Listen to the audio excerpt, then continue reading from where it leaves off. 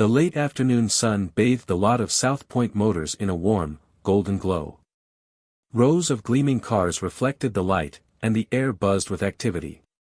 Customers strolled between vehicles, some peeking inside, others deep in conversation with salespeople. It was just another busy day at the dealership. A black man, tall and poised, stepped out of a modest sedan parked at the edge of the lot. His attire was understated but deliberate, a crisp white button-down shirt, dark slacks, and polished leather shoes. He glanced around with a calm, observant demeanor, his gaze lingering on the building's modern facade. His name was Taryn. Today, he wasn't just here to look at cars. He owned the place. Taryn had chosen not to announce his visit ahead of time. He wanted an unfiltered view of how things were run, a genuine sense of the dealership's culture. Adjusting his watch, he made his way toward the showroom, walking past rows of sedans and SUVs. His steps were unhurried, his posture relaxed. Inside, the cool air carried the faint scent of leather and freshly cleaned floors. A large digital display showcased the dealership's top models, while salespeople darted between desks, juggling phone calls and walk-in customers. The buzz of commerce was palpable, but so was something else, a subtle shift in energy as Taryn entered. A few employees glanced in his direction, their eyes flickering with curiosity, but no one approached him. That was when her voice cut through the room like a sharp blade. "Can I help you?" The tone was brisk, almost clipped, carrying an edge that wasn't welcoming. The voice belonged to Margaret, the dealership's manager. Dressed in a tailored navy blazer and heels that clicked authoritatively against the tiled floor, she exuded confidence, the kind that bordered on intimidation. Margaret had built her reputation on efficiency and results, and she wasn't known for mincing words. Taryn turned to face her, offering a polite smile. "Just browsing, thank you." Margaret's eyes scanned him from head to toe, lingering a moment too long. Something in her gaze wasn't quite right, an evaluation, a judgment. She didn't smile back. "Browsing," she repeated, her voice flat. "Well, if you're looking for financing options, our team can guide you. But unless you're serious about buying today, we prefer to focus on active customers." The words hung in the air, cold and dismissive. Taryn's expression didn't change, but there was a flicker of something in his eyes. Still, he remained calm. "I appreciate the information. I'd like to look around a bit more, if that's okay." Margaret's lips pressed into a thin line. "Just don't touch anything without asking first," she said curtly before turning on her heel and walking away. As Taryn moved through the showroom, examining vehicles and jotting down a few notes on his phone, the atmosphere remained tense. Employees whispered to each other, casting glances in his direction. It wasn't long before Margaret reappeared, her heels clicking sharply against the floor. This time, her arms were crossed, and her expression was one of thinly veiled irritation. "I noticed you've been wandering around for a while," she said, her voice dripping with suspicion. "If you're not planning to buy, I'll have to ask you to leave. We don't have time for distractions." Taryn looked up from the specs of an SUV he'd been reviewing. His calm demeanor remained intact, but his voice carried a quiet authority. "I'm not distracting anyone. I have every right to be here." Margaret scoffed. "Look, I've seen this before, people coming in, wasting time, pretending they're interested. We're running a business here. If you're not buying, you need to go." Taryn's gaze didn't waver. "I think you're making some assumptions about me," he said evenly. Margaret's eyes narrowed, her irritation now bordering on hostility. "And I think I know my job," she snapped. "Either show me you're serious, or I'll handle this my way." The tension in the room was thick, drawing the attention of nearby employees. They watched silently, unsure of what to do. The stage was set for a confrontation, but Taryn remained composed. He didn't argue, didn't raise his voice. He simply met Margaret's sharp gaze with an unshakable calm that only deepened her frustration. And that was just the beginning. Margaret stood there, arms crossed, her gaze unrelenting. The faint hum of conversations in the showroom seemed to quiet, the air thick with tension. Taryn tilted his head slightly, letting out a small sigh before responding. "Handle it your way?" he asked, his voice calm but firm. "What exactly does that mean?"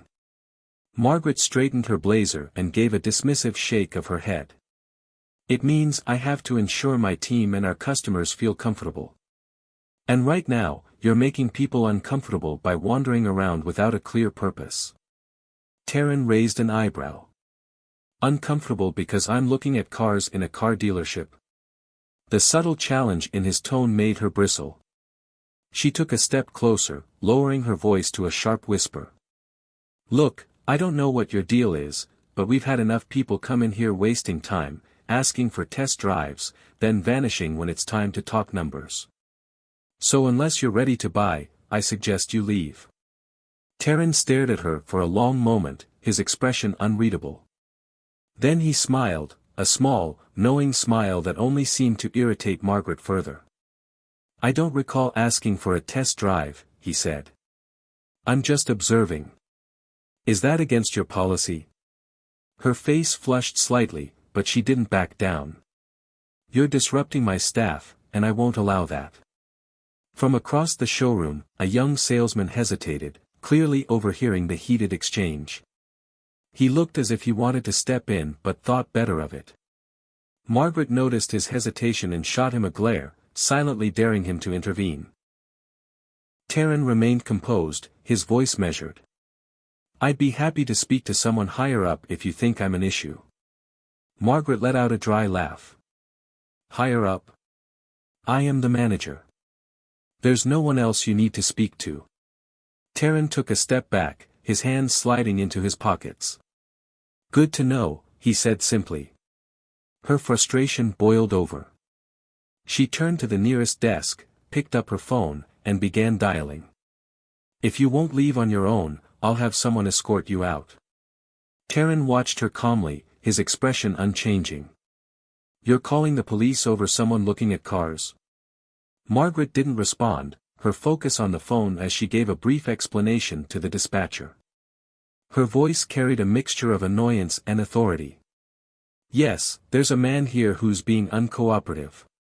He's refusing to leave the premises despite multiple requests." A few employees exchanged uneasy glances, their movements slowing as the weight of the situation sank in. One of them, a receptionist, whispered to a coworker, "Do you think she's overreacting?" The coworker shrugged uncomfortably, avoiding eye contact with either Taryn or Margaret. Taryn stood quietly, his gaze steady on Margaret. When she hung up the phone, she turned back to him with a triumphant air, as if she'd just resolved a major issue. "The authorities will be here shortly. I suggest you wait outside." "Why would I wait outside?" Taryn asked, his tone still calm. "I haven't done anything wrong." Her voice rose slightly, enough to draw more attention. "You're trespassing. You've been asked to leave, and you're refusing. That's enough." At that moment, an elderly couple entered the showroom, their cheerful chatter faltering as they sensed the tension. Margaret quickly plastered on a strained smile, gesturing for one of her salespeople to attend to them. The couple cast curious glances at Taryn as they were led to a nearby desk. Meanwhile, Taryn shifted his weight, pulling out his phone and scrolling through it nonchalantly. He looked utterly unbothered, which only seemed to inflame Margaret further. "You're not taking this seriously, are you?" she said, her voice low but sharp. He glanced up, his expression calm but with a hint of something harder to define, perhaps amusement, perhaps pity. "I take respect seriously," he said. "But you don't seem to. So here we are."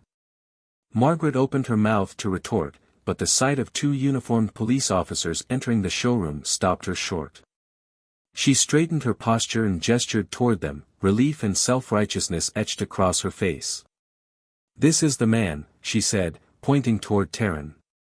"He's been asked to leave multiple times and refuses to cooperate." The officers exchanged a brief glance before approaching Taryn, their faces neutral. One of them spoke calmly. Sir, we received a call about a disturbance. Can we speak with you for a moment? Of course, Taryn replied, his tone courteous. He slipped his phone back into his pocket and folded his hands in front of him. Happy to clarify anything. The stage was set for the confrontation to escalate, but Taryn's calm demeanor and Margaret's growing tension hinted that this wasn't going to play out as she expected. The two officers, one tall and broad-shouldered, the other shorter with a steady gaze, approached Taryn. Their manner was professional but cautious, reading the tension in the room. Margaret stood a few feet away, her arms crossed, looking triumphant. Sir, the taller officer began, his tone even, we were called because there's been a report of a disturbance. Can you tell us what's going on? Taryn smiled politely, his calm unshaken. Absolutely, officer. I walked into this dealership to look around. I've asked no one for a test drive, nor have I disrupted any business. I've simply been observing. Apparently, that's enough to warrant a call to you. Margaret interjected, her voice sharp. You were asked to leave multiple times, and you refused. That's why we're here. The shorter officer glanced at her, raising a hand slightly as if to calm her down. We'll handle this, ma'am. Taryn reached into his pocket slowly, making sure his movements were clear and deliberate. I don't want any confusion here, he said, holding up a slim leather wallet. From it, he pulled a folded piece of paper. This should clear everything up. The officers exchanged a glance as Taryn handed the paper to the taller one. Margaret's expression faltered slightly, her confident stance wobbling. The officer unfolded the document and began reading. His brows furrowed at first, then lifted in surprise. He handed it to his partner, who skimmed it before looking up at Taryn with wide eyes. You're the shorter officer began, trailing off. Taryn nodded. Yes. I'm the new owner of South Point Motors. I finalized the acquisition last week. I decided to visit today unannounced to see how things run on a typical day. A wave of silence swept over the room. Employees who had been pretending not to listen stopped mid-motion. The elderly couple at the sales desk turned to watch the scene unfold. All eyes were now on Margaret, whose face had turned a deep shade of red. Wait, what? She stammered, her voice barely above a whisper. She looked from the officers to Taryn, her expression a mix of confusion and disbelief. This can't be right. You. The owner? Taryn didn't respond immediately. Instead, he kept his steady gaze on her, letting the weight of the moment sink in. The taller officer cleared his throat and stepped back, his tone now apologetic. Sir, it seems there's been a misunderstanding. We'll step aside unless you need any further assistance. No, officers, Taryn said calmly. I appreciate your professionalism. Thank you for coming out. The officers nodded, one of them giving Margaret a brief but pointed look before walking back toward the entrance. As the doors closed behind them, the silence in the showroom felt deafening. Margaret looked like she was rooted to the spot, her mouth opening and closing as if she were searching for words that refused to come. When she finally managed to speak, her voice was shaky. I didn't know. No one told me we had a new owner. Taryn tilted his head slightly, his calm exterior giving way to a sharper edge. And that justifies how you treated me? How quickly you assumed I didn't belong here. I thought, Margaret began, but Taryn cut her off. You thought what?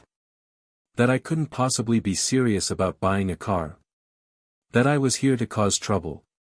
Tell me, Margaret, how many other customers have you treated like this because of what you thought? Her face crumpled slightly, and she looked away, avoiding his gaze. The employees around the room stood frozen, unsure whether to intervene or stay silent. Taryn let the silence stretch for a moment before speaking again, his voice low but firm. I came here today to see how this dealership operates. What I've seen so far is unacceptable. Not just your treatment of me, but the atmosphere you've created for your team and your customers. Margaret opened her mouth to respond, but no words came out. Her confident facade had crumbled entirely, leaving only guilt and panic in its wake. The weight of Taryn's words hung in the air like a storm cloud. Margaret's eyes darted around the showroom as if searching for an escape from the scrutiny. Her usual sharp demeanor had vanished, replaced by a flustered vulnerability.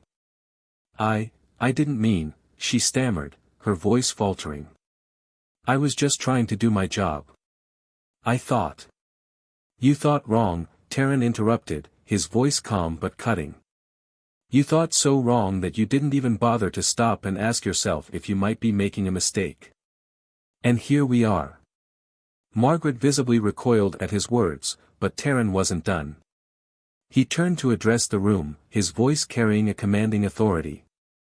"To everyone here, let me make one thing clear, I'm not just the new owner. I'm someone who believes in treating people with dignity and respect, regardless of who they are or how they look." The employees exchanged uneasy glances, a mix of relief and discomfort crossing their faces. Margaret, however, seemed to shrink under the weight of his gaze. "You," he continued, pointing at her, "are the leader of this dealership, at least, you were supposed to be. But instead of setting an example, you allowed your assumptions to guide your actions. Not only did you embarrass yourself, but you also tarnished the reputation of this business." Margaret's cheeks flushed a deeper red, and her lips trembled as she tried to form a response. I've worked here for over 10 years, she finally managed. "I've always done what's best for the dealership." "Is that what you think this was?" Taryn asked sharply. "Best for the dealership? Calling the police on a potential customer? Or anyone, for that matter, without cause? Treating someone with disrespect because they didn't fit into the box you decided they belonged in?" Her shoulders slumped, and for a moment, she looked much smaller than she had when she first confronted him. "I'm sorry," she murmured, the words barely audible. Taryn regarded her for a long moment, his expression unreadable. "Sorry isn't enough," he said finally. "Not for this." The tension in the room was palpable as everyone waited to see what he would do next. Margaret's eyes widened in panic, the realization of what was coming dawning on her. "Please," she said quickly, her voice trembling. "I didn't know. If I had known." "You didn't know because you didn't bother to find out," Taryn said coldly. "That's the problem, Margaret. And it's a problem I can't overlook." She shook her head, tears welling in her eyes. "I've given everything to this dealership. Please. I made a mistake. Don't let this one moment erase everything I've done." Taryn's gaze softened just slightly, but his tone remained firm. "This isn't about erasing what you've done. It's about accountability. Actions have consequences, and right now, those consequences are staring you in the face." The room was so quiet that the faint hum of the air conditioning could be heard. Margaret wiped at her eyes, but she didn't argue further. She knew there was no point.